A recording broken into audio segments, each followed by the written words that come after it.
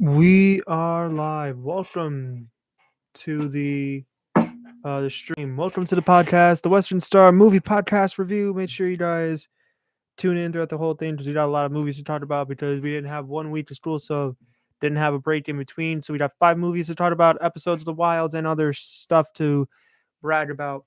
We got some good things here. For those of you, I'm Western Star movie reviewer Hunter West. I do this every Tuesday or Wednesday at 2, and sometimes I'll bring in a guest, maybe not. So far, I haven't done that yet, but to talk about the latest movies that come out, the big titles, maybe the smaller titles that you probably haven't heard of, to give you guys a heads up if you need to see them, rush to the theaters or not. Do me a favor while you're at it, please. If you want to like the stream, comment whatever you want. If you're viewing, hello, how are you? Also, make sure you subscribe to the IUR radio station for Iona. Helps all of us out. So we got a lot of movies to talk about, and we got a lot of things in the news to talk about. It's going to be really cool to discuss what is happening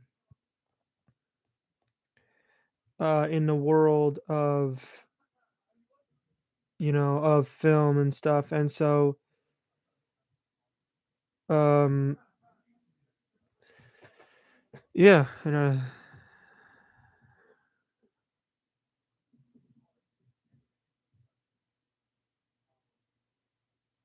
hmm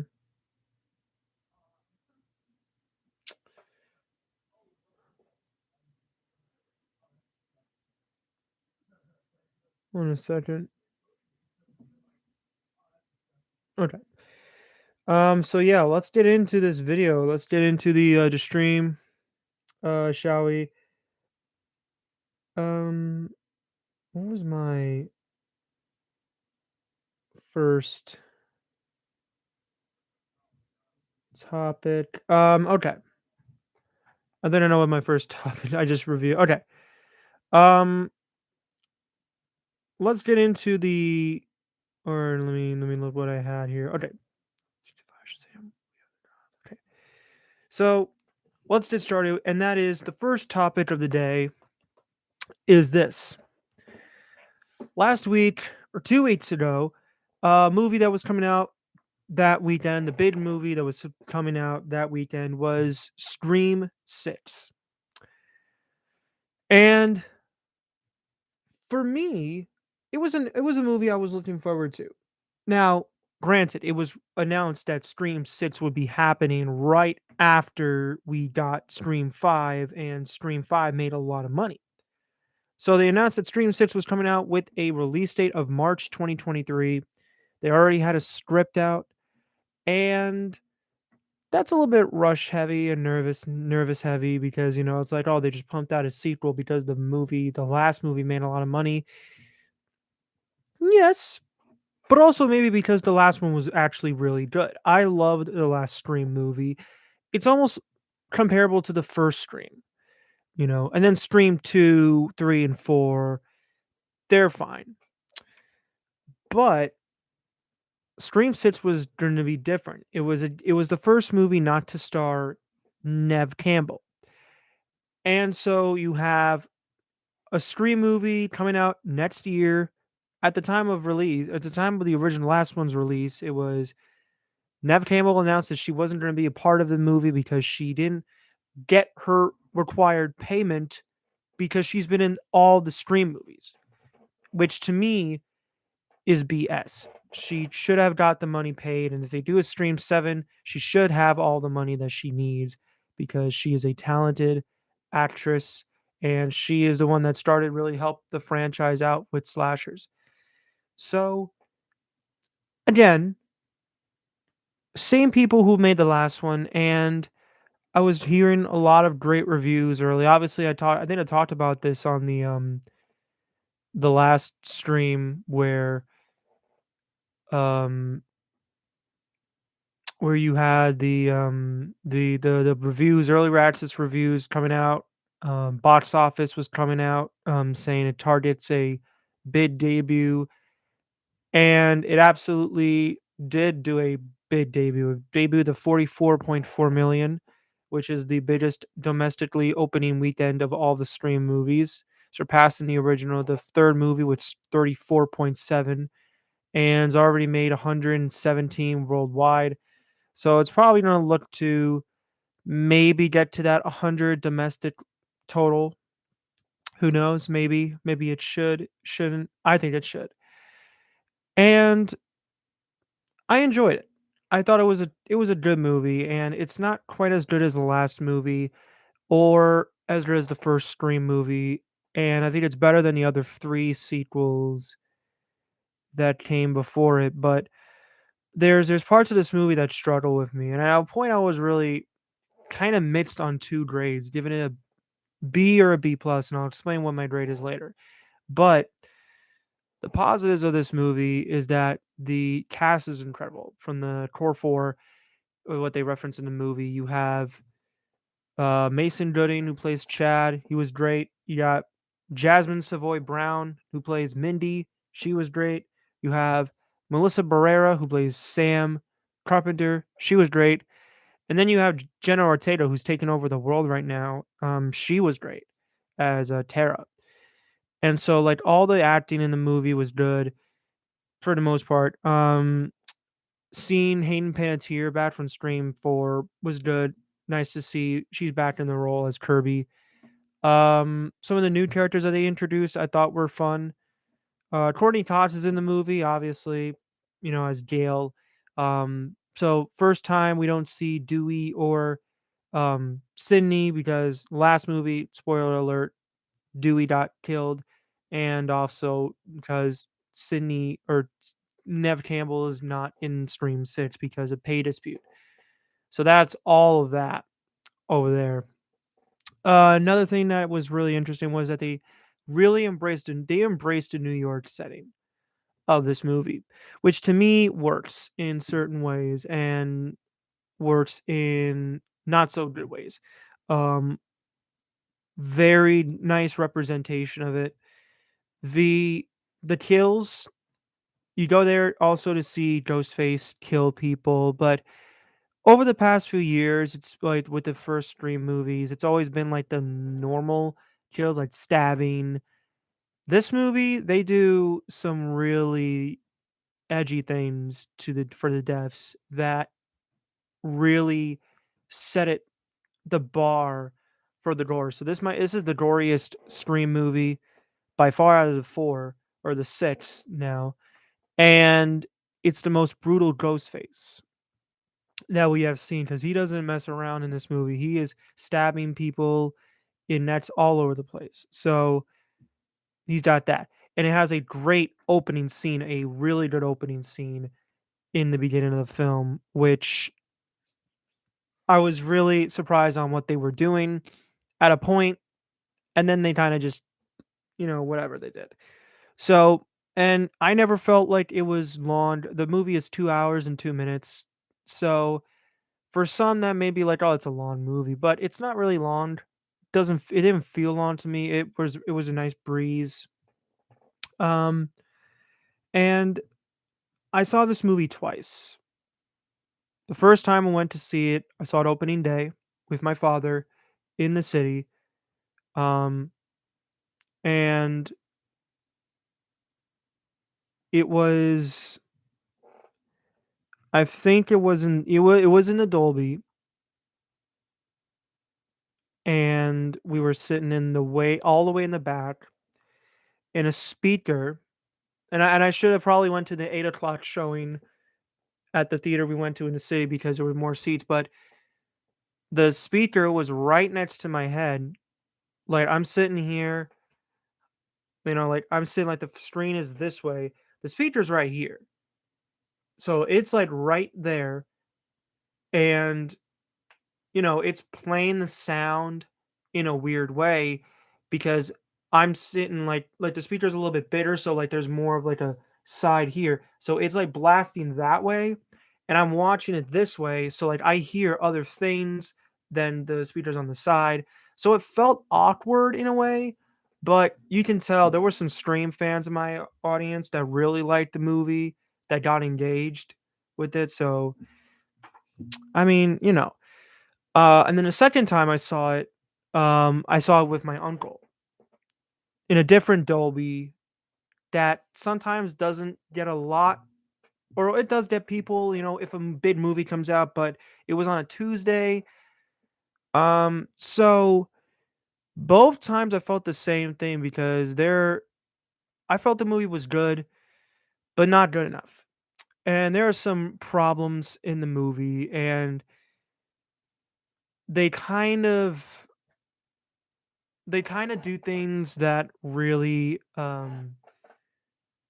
confused me. And so I'm gonna give a light, just a little bit of a not yet spoiler warning, but I'm gonna talk about some of the things that didn't work in this movie, for me personally. So, or actually, there kind of is spoiler. Is it spoiler? Okay, yeah. I'm gonna talk about spoilers right now. So if you haven't seen Scream 6, stop, mute it, lower your volume. I'm about to spoil some things in the movie, um, that you know are crucial to what happens in the film. So I'm gonna give you a light spoiler. We got two people watching because they want to know, or they've probably seen it, or they just don't care to see it and they want to hear my thoughts. So thank you to two people. So the beginning scene, which is a fantastic opening. They they do this thing where there's this one person who's on a blind date and she's attacked by Ghostface in an alley, and then you see that they reveal themselves, and it's like, oh, that's cool. So are we going to actually follow the character that is Ghostface throughout the entirety of the movie and do something different?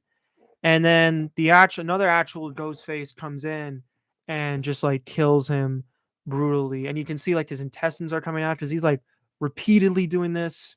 So that's great. Um, they they do these things in this movie that logically you're like, oh no, that's dumb. Like, people are getting stabbed in like the back and in like the front of themselves, or like on the arms, and they're moving completely fine within like 5 minutes. So in reality, when you get stabbed, it hurts and blood comes out. And so like you feel the pain, like even if on your back, you kind of feel the pain. So you wouldn't be walking normally. You would be like, "Oh my god, I'm in pain right now. What's going on?" Even in the front, because people get stabbed in the front and they're walking perfectly fine.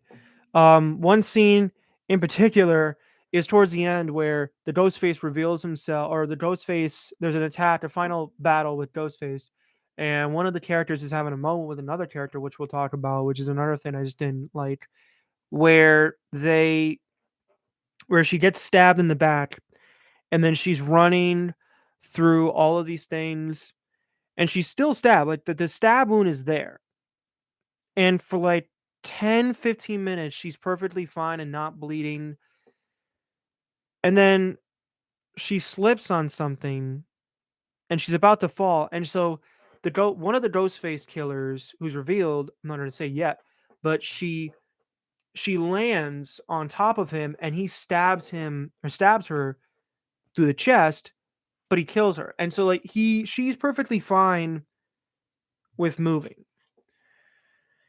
So like there's things like that. One particular character, Chad, gets stabbed so many times, and by the end of the movie, he's perfectly like breathing, he's fine. It's like, oh, it's good.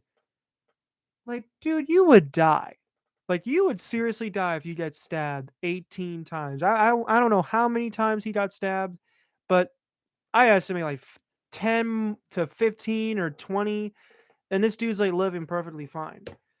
Um, so the Ghostface reveal of it also kind of messes with what happens, because they well, not even that. Actually, what the other thing, because of the character moment with Tara.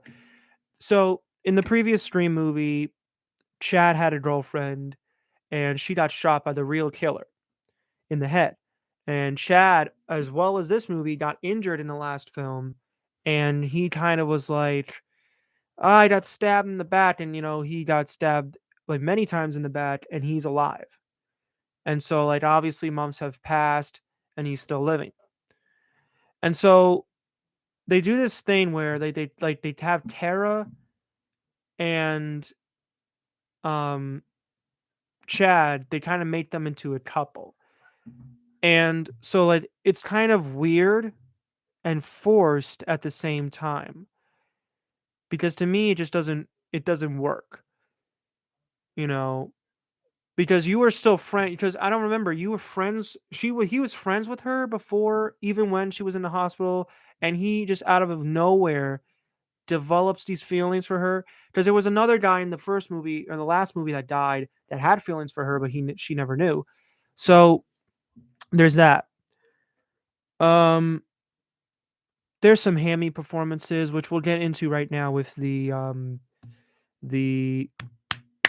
what is it, the ghost face reveal. So the reveal is so the reveal of the movie is the fact that the real killers are the roommates of Chad and Sam and Tara, which are to be revealed as Ethan and Quinn. And you think that Quinn's dead. They do this thing where it's like, oh, she's dead, but no, she's not. It's a little bit of prosthetics. It's fake blood. And the other one is the cop. There's a new cop in this movie that apparently is the killer. And so all three of them are ghost faced, and they are related to Richie. Um, and so they're getting revenge on Sam and Tara for killing Richie, or Sam for killing Richie. And so there's a scene that happens when Gale gets attacked, and they're trying to trace the call for Ghostface. And the cop is there trying to listen to the call, and Ethan is with Mason, or no, with Chad, Mindy, and Kirby in the van, also listening and trying to trace the call as well. The only person at the scene where Gale is about to get attacked is Quinn. And so this person, I would say, is like 19 years old or 20. Gale's got this guy who's like her new boyfriend, who's like jacked, muscled, and Ghostface comes around behind him and grabs him and throws him through a bookcase, which makes no sense because she weighs like 112 pounds probably, and this dude's like a jack. He would knock her out in an instant. So it makes no sense that she was the one that did that. She had to gain super strength, or maybe the police was already on the scene. I don't know. It doesn't make any sense, because at the end of the movie, she's like, "I stabbed Mindy and Gale." Um, you know, but again, both of them are alive. Again, it's like the logic here just doesn't work. Some hammy again with the hammy performances. It feels like when they were revealed as the killers, they just go too psycho. Where the other movies, they're kind of like they know what they're doing. They're not reaching it. These guys are just really over the top, and you know doesn't work right.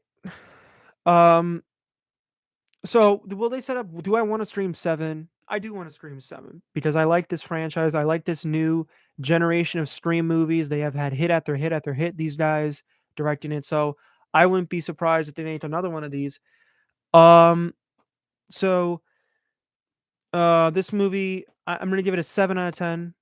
This is a above average film. This is a good movie, and I'm gonna give it I'll give it a B. It's worth seeing. Um, and yeah, definitely want to check this one out.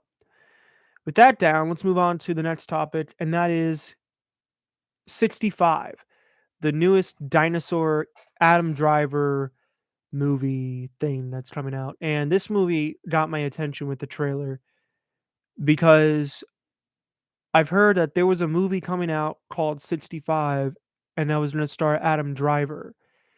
And I didn't know for long. It's like, what is this movie about? And then,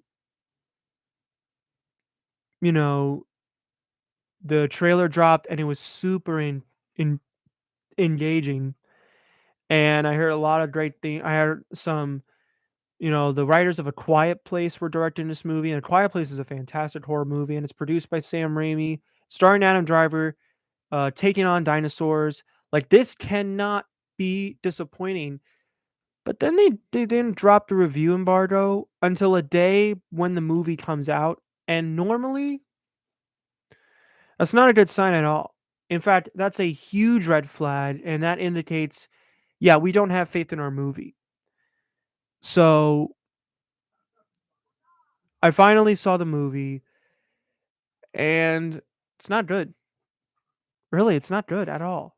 Um, Instead of like a movie where you have Adam Driver protecting this girl who crash lands on a planet, prehistoric Earth, and there's dinosaurs there, and every time he has to kill a dinosaur. Instead, what we have is a movie where it's a point A from point B, and it's boring. Like, this is a boring sci-fi film that goes nowhere. It goes nowhere. And what sucks is also because, like, there was potential for a good movie here. This could have been one of those like nice out of nowhere movies, but there was no screeners for critics, no screeners for early access, none of it. Um, because that clearly means they just don't have faith in this movie, which kind of sucks. Like, really, it kind of sucks because you have these, you have this incredible and really intriguingly good story, and the concept is so good, but it's so boring. The chemistry between the girl and Adam Driver really isn't there because she speaks a different language in the movie, and he's trying to understand her. Um, you know, Adam Driver's good. There's some nice dinosaur action scenes, but it's a very quickly paced movie, which this movie needed to be like 20 or 2 hours long, 2 hours long. And it's only like an hour and 35 or 31 minutes, which is incredibly short. For a concept like this should have been like longer.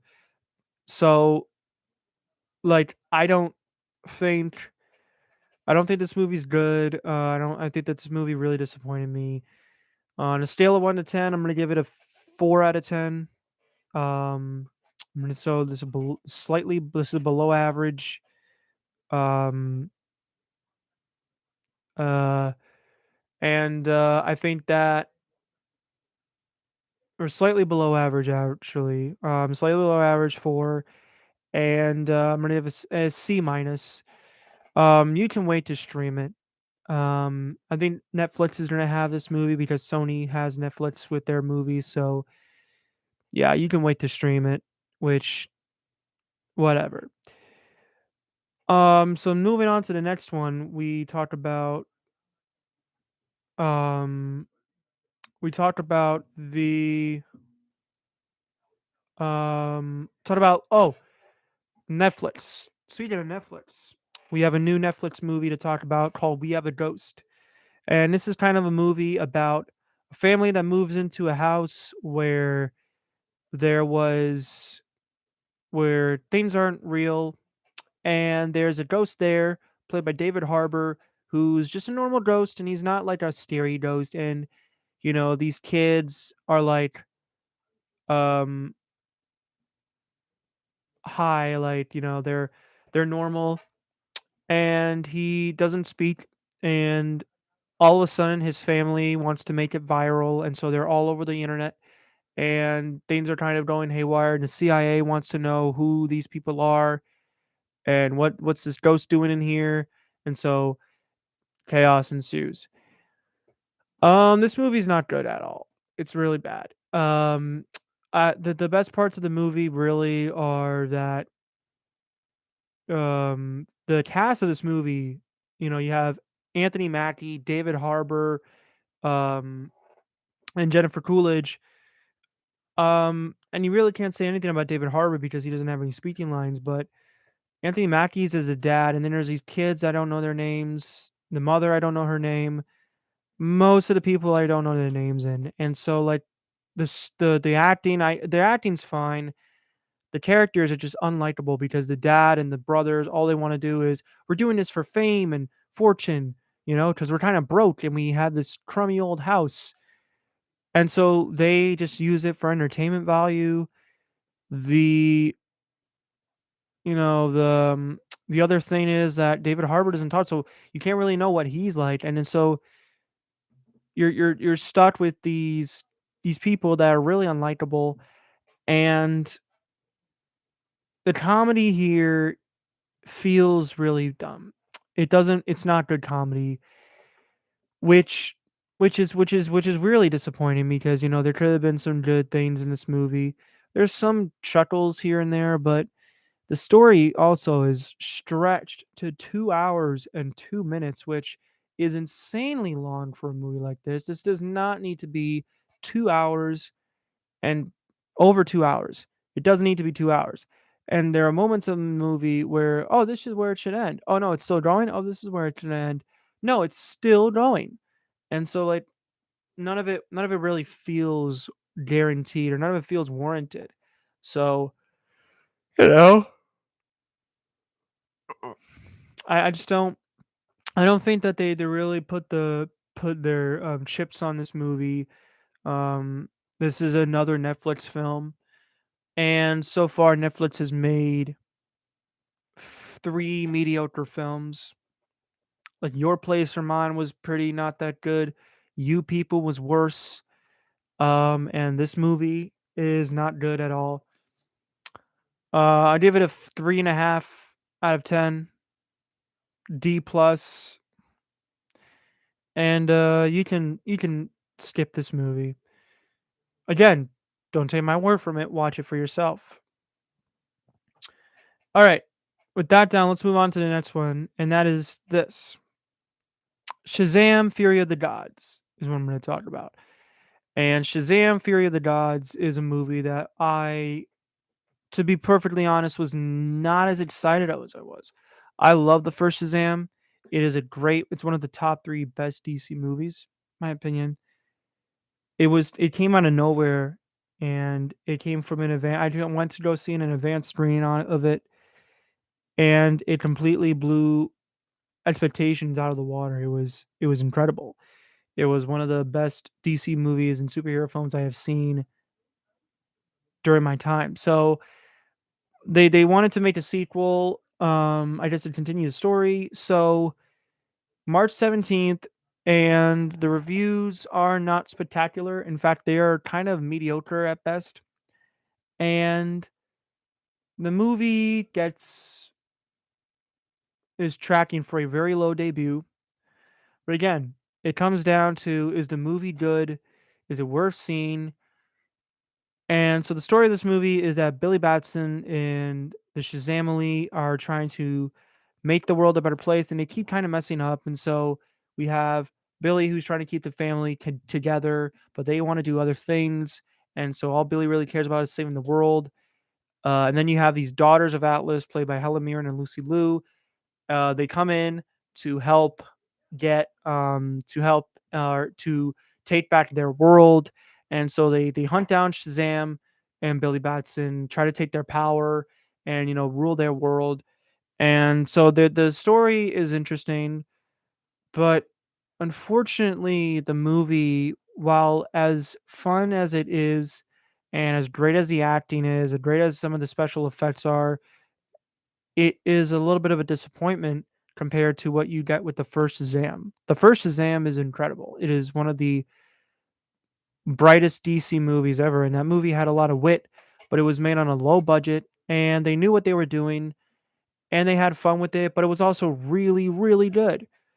And so, when you get to this movie, they doubled the budget, and they have of like a lot of more CGI monsters, bigger cast, and so all of that kind of raises the bar up, but it raises the emotion and the humor down, because the humor almost to me felt almost like the Thor Love and Thunder where everybody had to tell a joke. So there's moments in the movie that are just plot holes and stupid moments that really detract from a somewhat entertaining film to a kind of mediocre DC movie.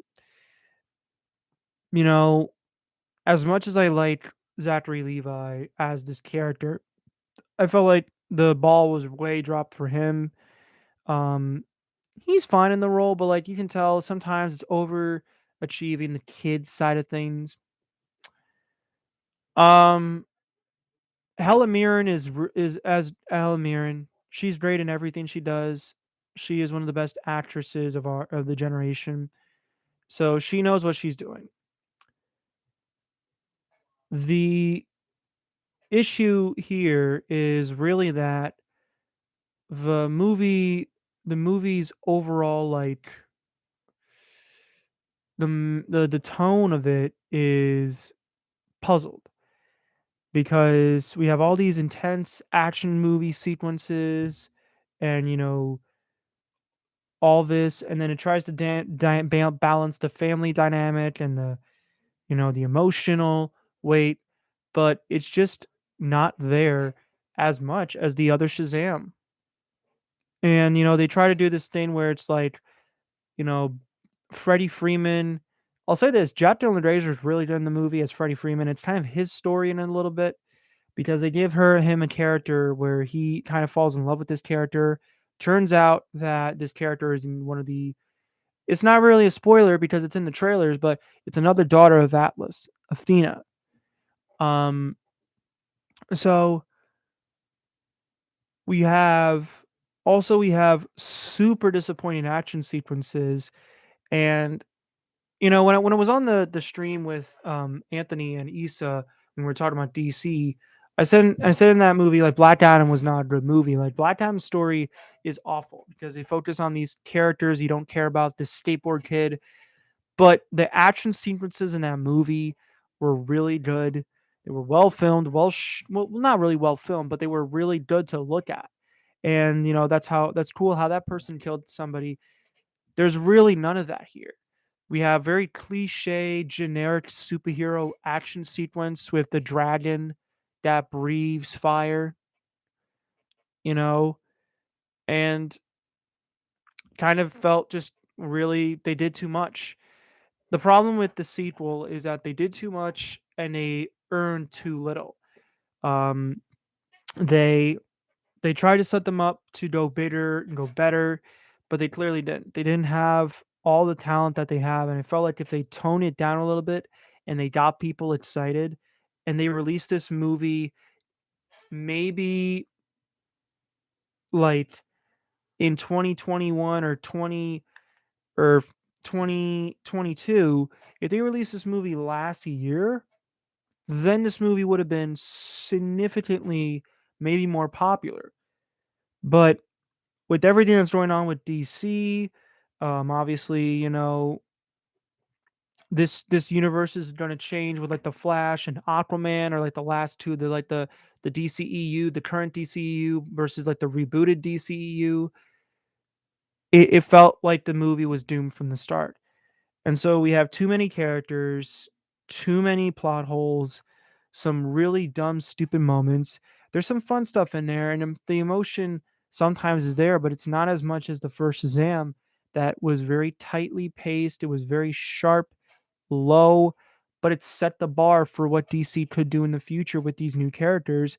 And I just feel like they wasted it. So, um, on a scale of 1 to 10, I'm gonna go C plus 1 to 10.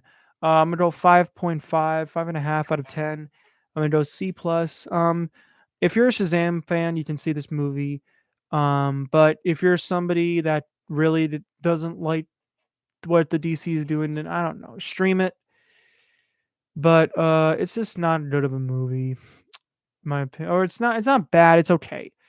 But I am frustrated and I'm more disappointed that the movie was not as good as what it is because I felt like they had the same pieces to make this movie work with the director, the writers, everything that went through it.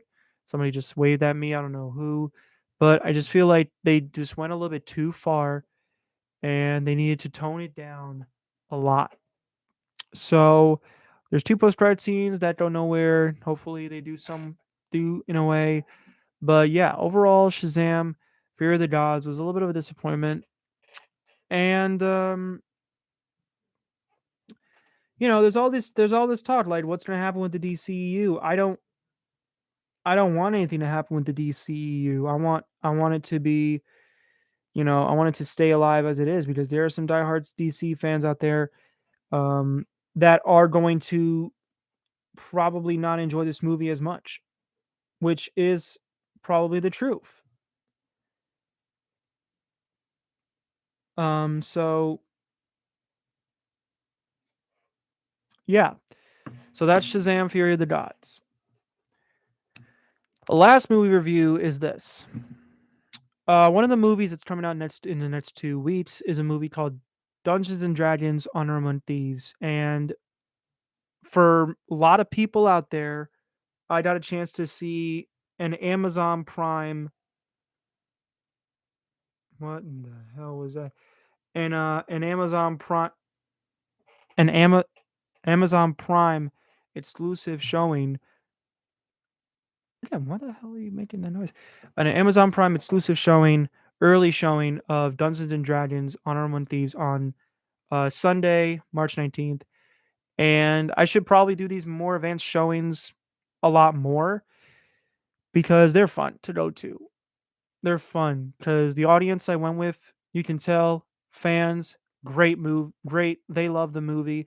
And so it was great audience reactions. There's actually a guy on YouTube who does audience reactions, and I sent in my Black Panther audience reactions. I sent him my Scream 6, Bad Boys for Life. Um, so I think he's gonna like this one. I think he's gonna like Dungeons and Dragons a lot. Um, so when I first saw the trailers and I first heard about all the news that was happening with this movie, I didn't really find myself invested. I was like, "Oh, Dungeons and Dragons movie." Didn't the last one suck balls and was just not good? It wasn't good. So they're making a new movie. They have all these popular cast people. You got Chris Pine, Michelle Rodriguez, Sophia Lillis from the It movie, Justice Smith from Detective Pikachu, Hugh Grant, Regé Jean Page um, from Bridgerton, and you have the directors of Game Night, one of the comedies that came out years ago that actually was surprisingly good. So you have all that, and the first trailers were fine, they were fun, but they didn't excite me as much. And then we had the second one, which was better. But again, I wanted to know like how are they going to do this? How are they going to pull this one off? If they are able to pull it off, which is going to be a miracle, but how are they going to really set the bar high for this movie? Because if this movie does not do well, another failed attempt. And my word, they did a good job. They did a great job. This is a really good movie. And it's not just because I'm a fan. I'm not a fan. I didn't know this movie was going to be good at all. I thought this movie was going to suck. Um,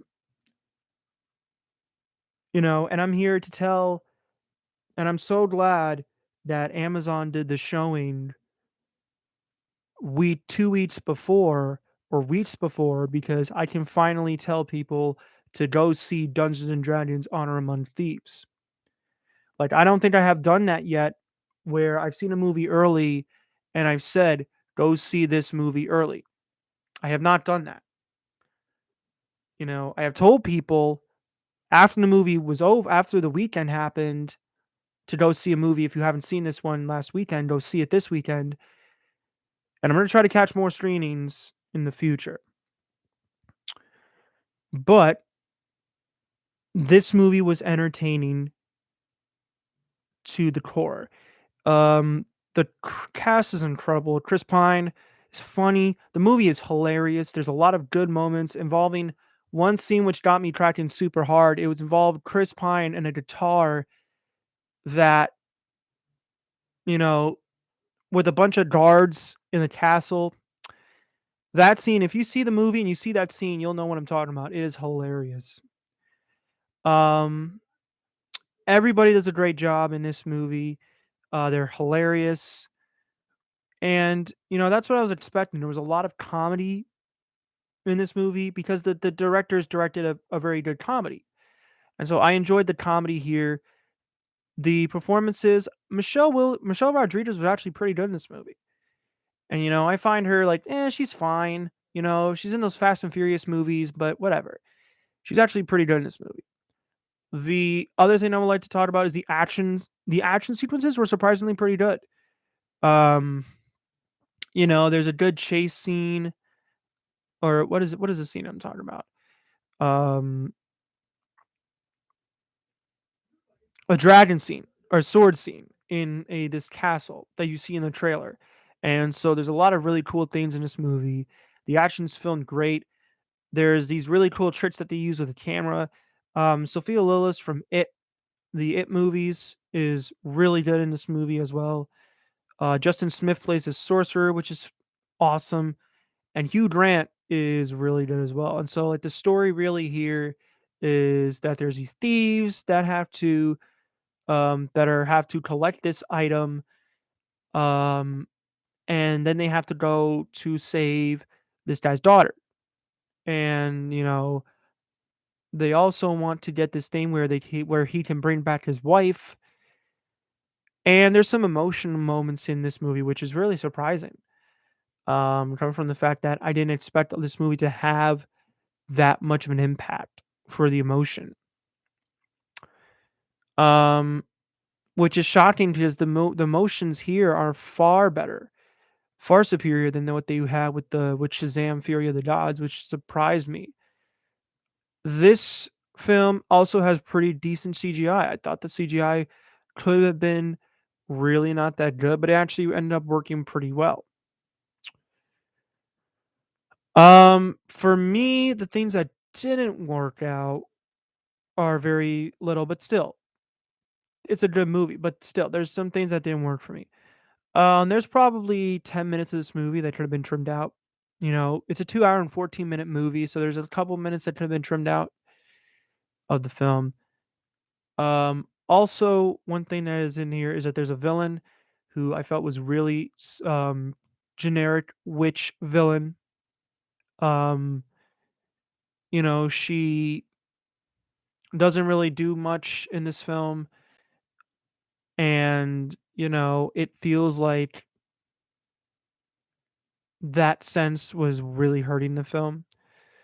Also, what I noticed is that this movie has a lot of comedy, and it didn't feel like a Thor: Love and Thunder, because the comedy in Thor: Love and Thunder sometimes felt so unfunny and too much that I felt like that movie just failed on its own. Whereas here, there's a lot of comedy, but it works in some scenarios because you can get them laughing. They don't poke fun and parody at the MCU or the company or the Dungeons and Dragons thing itself. It's actually jokes that are funny. So the comedy here works. It never feels like a Thor: Love and Thunder situation. So, like I said, I saw this movie early. I had a great audience reactions to it, and I had a great time seeing it in the city on a great movie in Times Square. By the way, again, I finally got a chance to try Jollibee. That is the juiciest fried chicken I've had. That is really good. If you haven't gone to Jollibee, there's one in Times Square on the right side. If you're looking straight, like you see all these billboards like behind you of like movie posters, and then you see like right there's like like right here, you're looking this way into Times Square, and you see like you kind of see the stairs um in the back. It's on the right side. It's really good chicken. But back to this movie. On a scale of 1 to 10, I'm probably give this movie an 8. I'm gonna go with a you know what? I'll go A minus. I had a good time with this movie. I had a really good time with this movie, and you definitely should see it. So again, It's great. Definitely don't recommend seeing it opening weekend, early, whatever you can. Go see Dungeons and Dragons. It's a really good film. With the reviews out of the way, let's move on to the Wilds. The Wilds, shall we? It's episode 4. So the premise of this episode is that the boys are continuing to still battle the predator that's around them, and they plan a coordinated attack using nothing but their wits and strength. And then a birthday party happens on the other side of the island, but Rachel isn't really in celebratory spirit. So it's Dot's birthday. She's 18, and the girls throw a birthday party for her on the beach. And Rachel's grief for Nora resurges in the evening when they're near the beach because that's where Nora was taken from her. And Shelby tries to commis- commiserate her, and tells her how I used to pray to cope with the grief over Becca, um, a friend that she had from season 1. So, meanwhile, on the other side of the island, Seth is organizing this plan to kill the boys or to kill the Jaguar. Um, they line the bunker with sharpened stakes. They're crafting it. They um, cover it with leaves, and they leave a small dead animal on the top as bait. So after the Jaguar falls in, Kieran stabs it to death with a spear carved by Taylor, and they work great together. And at their birthday party, at the victory party, um, that evening, they celebrate, and Kieran does a stunt where he pants Seth, and Seth storms away in embarrassment, and he feels like, "Why did you do that? That's not cool." And Josh approaches him to sympathize, having been a bully victim himself, but Seth shoos him away. So in flash forward, we see that the agents are promising to allow Leah to phone Jeffrey if she can get Raph to tell her what happened later that night. He tells her the events of the day, but before he can finish, he whispers they're listening. And so Raph does not reveal that later that night. But going back to that, Seth sexually assaults Josh, furious at having had Josh's life compared to his own, which to me made a little bit no sense because like he is in this position where he feels like he has just been embarrassed, and so like now he has no real reason to do that to him. And I feel like at this point we now see a darker side of Seth, and this changes his character for the rest of the episodes. um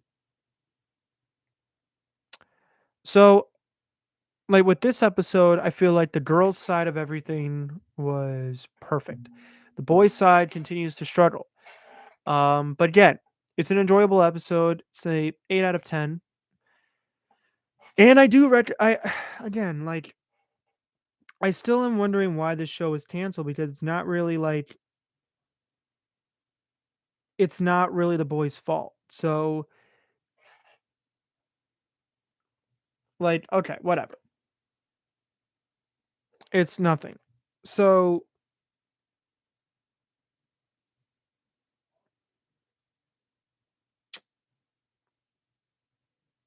hmm. But yeah, that's it for that. That's all the things I have to talk about for today. So again, next week I'm gonna try to have more reviews and more TV news, probably all that stuff. Um, um, and yeah, so that's been it. That's been it for the stream. Thank you so much for tuning in. Again, if you are new, please hit that subscribe button. Tune into the live streams every Wednesday, every one of them. They're all pretty enjoyable to watch.